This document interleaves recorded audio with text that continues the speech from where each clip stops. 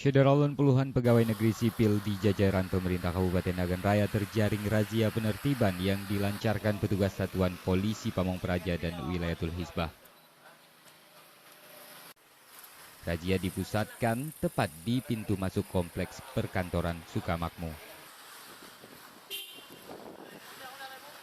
Petugas memintai keterangan abdi negara itu karena berada di luar kantor saat jam kerja.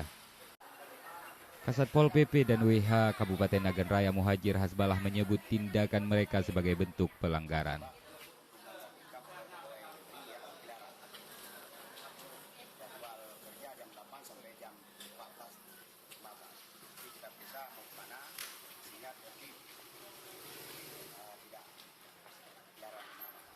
Dari Sukamakmur, Dedi Iskandar melaporkan untuk Serambi On TV.